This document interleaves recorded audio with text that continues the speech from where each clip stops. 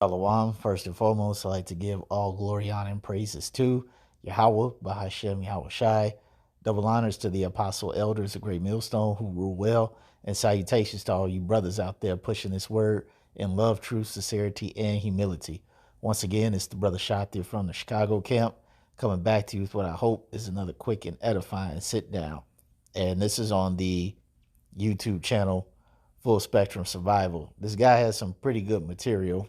uh, I suggest you subscribe to his page. He has a lot of good info. Okay. And this video that he did today, the title alone just stuck out. And it says, "Final warning, your friends will turn against you. Set this up now or be ready to fail." Okay. And we're not going to play all of it, but just maybe like the first 3 or 4 minutes, because the first 3 or 4 minutes he says a lot. So we'll let this play and we'll get some scripture. The people that you care about the most, the ones that you need to watch the window as the riots take place outside of your house, the ones that you need to have your back, there's a chance that they are going to turn against you.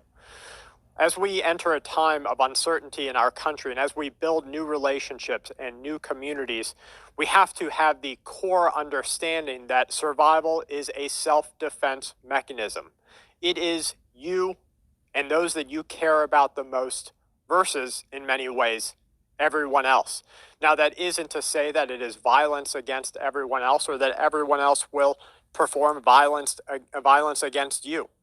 But what holds true is that your survival is yours alone.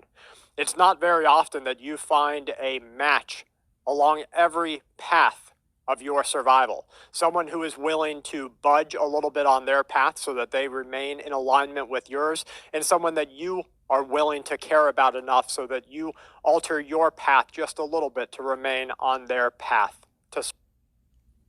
Okay, he just made two very good points. Okay, he's talking about the time that we're in and soon to be coming into.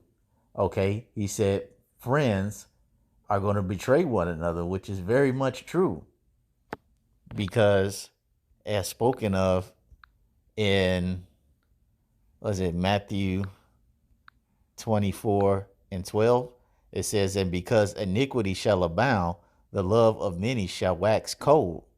All right. People are not going to have that natural love, brotherly love, and sisterly love that they've had toward one another. Okay. And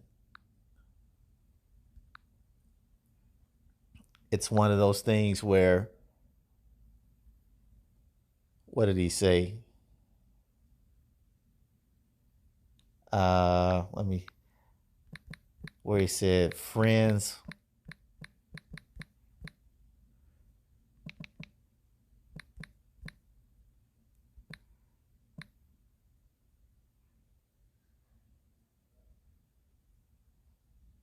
Yep.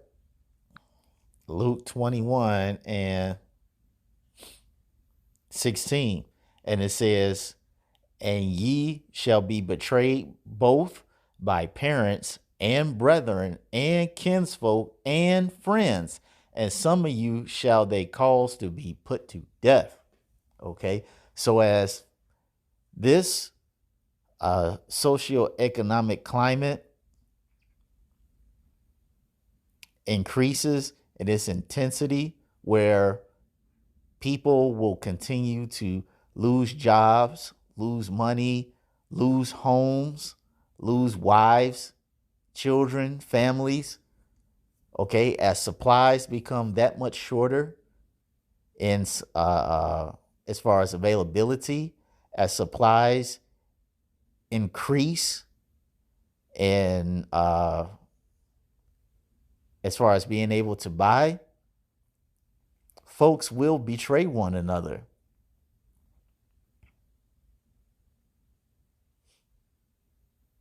They will betray one another because it'll be survival of the fittest. And as he said, their paths will soon deviate from one another. Okay. People who probably were friends for 30, 40, 50 years, a situation may arise where you'll have two men who have families and been friends for, let's say, 30, 40 years, but both of them might get put in a situation where one guy uh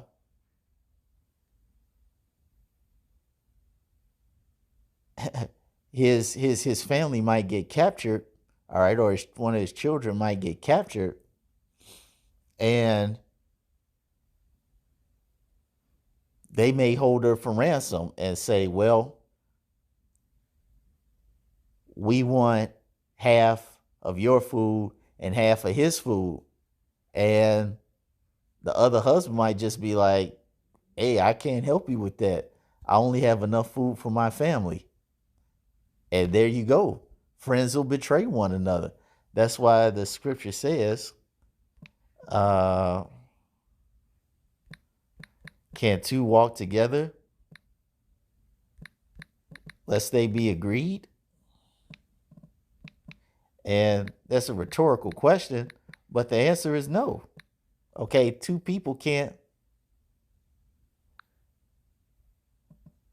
be on the same two people can't be on a different path, or should I say two people can't have the same goal going in two different directions.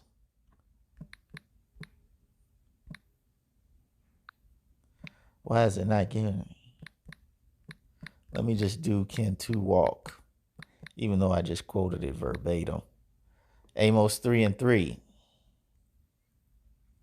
It says, can two walk together?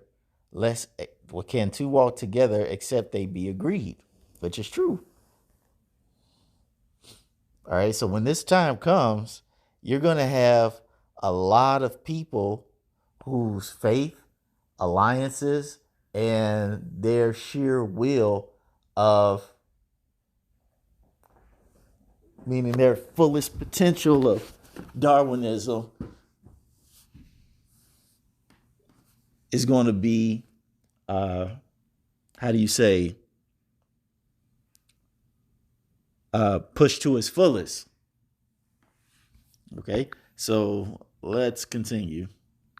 To survival, their path to life. And so, as we build new communities and start accepting new friends, and we talk about it here on this channel all the time, we talk about how you need to reach out to other people, your neighbors, your friends, your family members, and you need to build those communities up. It does have a caveat, and that caveat is that sometimes those people will turn against you. Their path will not remain in alignment with yours. And if you haven't shared enough time together, spilt enough blood together, toiled enough soil together, or shared those precious moments that make you, in many ways, one entity, then there's a chance they will turn against you. Now, very, very good point. Okay. Now, even though you know, if you've gone through the trenches with somebody else, I mean, there's the possibility of that still happening, but the point he's getting across is that if you and another person have been through some up times and then some really horrible times where maybe you've had to uh, uh, let them stay at your place one day, or a guy might have let you use his car for a month, you know, just whatever hardships that life bring, you know, over the course of so many years, that builds a very solid bond, and it's less likely that it'll be broken.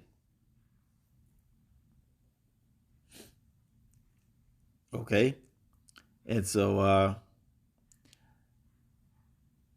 let me just rewind that back a little bit because that was a very important point. it is that sometimes those people will turn against you. Their path will not remain in alignment with yours. And if you haven't shared enough time together, spilt enough blood together, toiled enough soil together, or shared those precious moments that make you, in many ways, one entity, then there's a chance they will turn against you. Now, All right. So to back that up, we're going to go to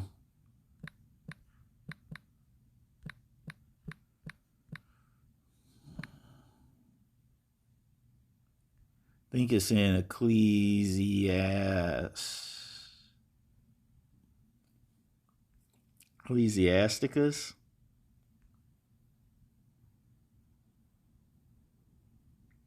12 and 8.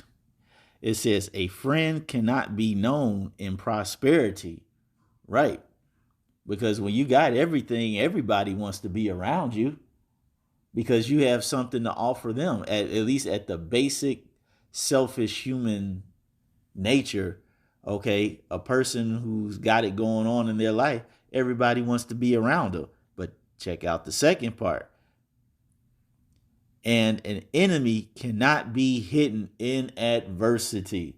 Basically, a guy's true colors are going to come out when, as the old saying goes, push comes to shove. So in the time that we're going in, where people are going to be lacking the resources, where people are going to be struggling to maintain the lifestyle that they used to have, okay, it's going to, how do you say, it's going to tempt them to do certain things.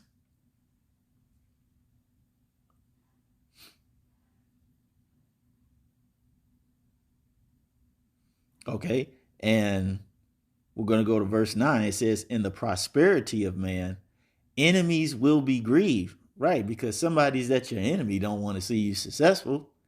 All right.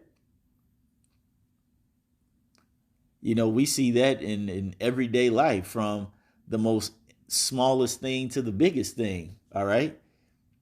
For guys, we know that, hey, man, you'll have a classroom full of guys wanting to beat you up and become your enemy, all because the hottest chick in school want to be with you, and they can't figure out what the hell she see in you that she don't see in them. All right. Now, if folks do this on a very basic level, even when you get to adulthood, this still happens. Imagine when true hard times hit. Okay. And it says, but in his adversity, even a friend will depart. Okay. And so this scripture is letting you know that, as the guy on Full Spectrum Survival states, even though you have these bonds, if you haven't toiled with them, then they're going to betray you. But even with that, even if you've been friends with this guy for 30, 40, 50 some years, we're about to go through some hard times. So there's still the possibility that that person is going to betray you. Which is why we always say, and this is why we always say, according to the scripture,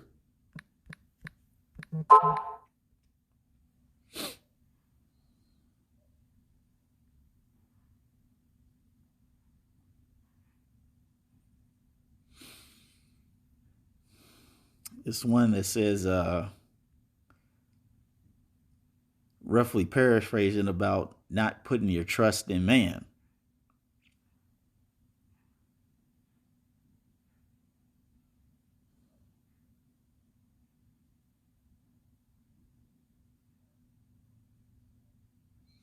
Mm,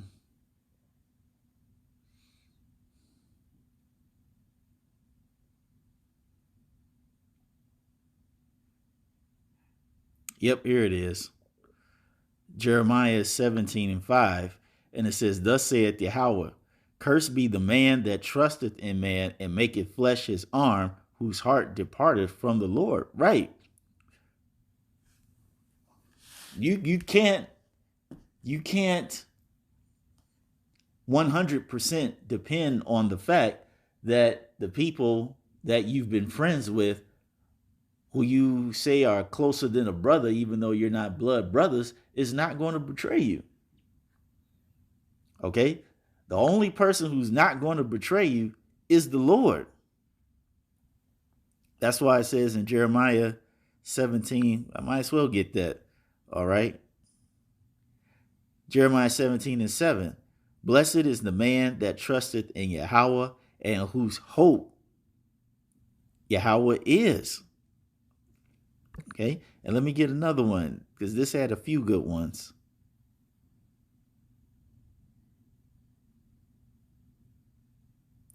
Psalm 118:8. It is better to trust in Yahweh than to put confidence in man. And confidence just means with faith. So it's better to trust Yahweh than to put confidence in man. Because the scripture says, whoever trusted in the Lord and was confounded. So in these times that we're coming in, it's going to be of the utmost importance that your faith and trust in the Lord be at its 100% maximum potential. Because as this, I forget his name, but the brother on the Full Spectrum Survival, okay, as he says, the time is coming where friends will betray one another. So your only way to survive is to put your trust in Yahweh Ba'ashem Yahweh Shai. And so that's all I wanted to say on that. I hope you all were edified. Until the next time, we're going to say Shalom.